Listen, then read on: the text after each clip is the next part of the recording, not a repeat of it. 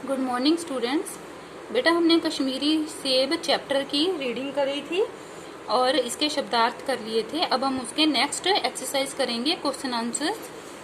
तो ये बुक में क्वेश्चंस हैं, तो मैंने यहाँ पे नंबरिंग डाल रखी है।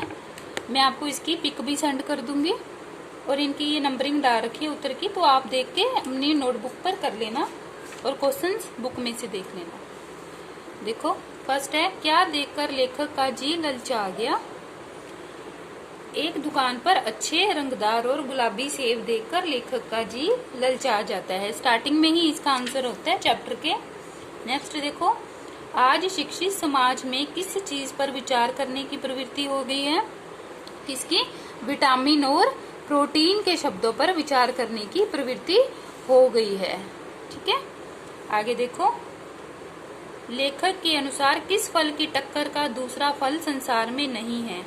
तो लेखक को जब वो सभी फलों के बारे में सोचता है तो उसमें किसमें उसको ज्यादा अच्छे लगते हैं, किसको सबसे मतलब अच्छा फल मानते हैं, वह लंगड़े आम और लखनऊ के दशहरी और बम्बई के अल्फासो की टक्कर का फल संसार में नहीं है।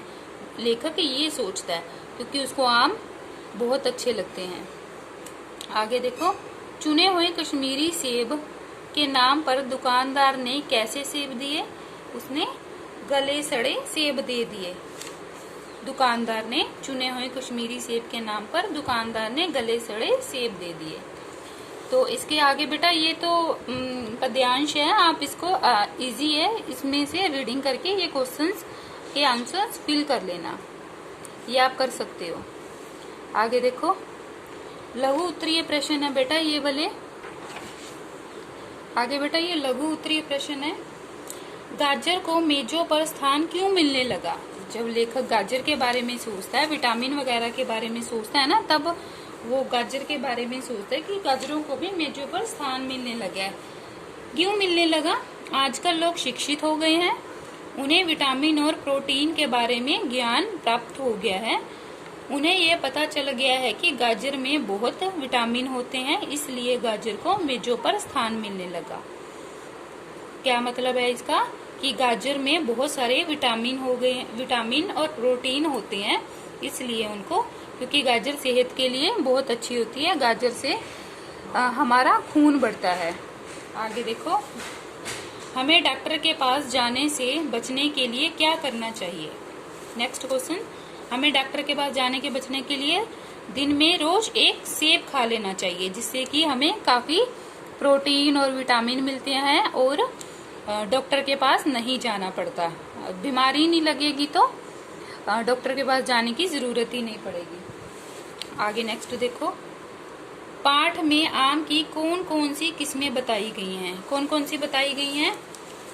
बनारस के लंगड़े आम की, लखनऊ के दशहरी आम की, बम्बई के अल्फासो के। ये आम की कैटेगरी होती है, सब अलग अलग स्टेट में अलग अलग आम पाए जाते हैं। आगे नेक्स्ट देखो, दुकानदार ने लेखक से क्या कहा। दुकानदार ने लेखक से कहा, बाबूजी बड़े मजेदार सेब हैं, खास कश्मीर के हैं। वो उनको ऐसे ही कह देते हैं, मतलब ये बातें उसकी सारी एक तरह से झूठी होती हैं, उसके बदले में वो उनको सड़े हुए सेब दे देते हैं, कि वो उनको ललचाने के लिए कहते हैं दुकानदार लेखक को कि बड़े मजेदार सेब हैं, खास कश्मीर के हैं, आप ले जाएं, खाकर तबीयत खुश हो जाएगी। आगे देखो, लेखक ने सेब खाने के लिए प्रातःकाल ही क्यों निकाले। कि उसने प्रातःकाल में सुबह क्यों निकाले। सेब सेहत के लिए बहुत अच्छा होता है, क्योंकि वो सोचता है ना कि जब वो सोचता है कि रात में तो सेब, कोई भी फ्रूट हम नहीं खाते, सेब नहीं, कोई भी फ्रूट हम रात में नहीं खाते, तो फ्रूट खाने का समय सुबह ही होता है, तो इसलिए वो सुबह निकालता है। जब सेब सेहत के लिए बहुत अच्छा होता है, प्रातःकाल यदि हर रोज एक सेब खाया जाए तो डॉक्टर की जरूरत नहीं पड़ती। स्वस्थ रहने के लिए लेखक ने प्रातःकाल का समय चुना। अब लास्ट देखो, लेखक को पाठकों से क्या आशा है। लेखक को पाठकों से आशा है कि उनकी कहानी पढ़कर पाठक जागरूक हो गए होंगे और बाजार से कुछ भी खरीदेंगे तो अच्छी तरह देखकर ही खरीदेंगे। मतलब उसने लास्ट में ये शिक्षा दी थी ना कि हमें कोई भी सामान बाजार में खरीदना हो तब थोड़ा देख परख कर ही खरीदना चाहिए। तो आज हमने यहाँ तक करा है लघु उत्तरीय, इसके आगे के हम नेक्स्ट डे करेंगे। Okay, thank you.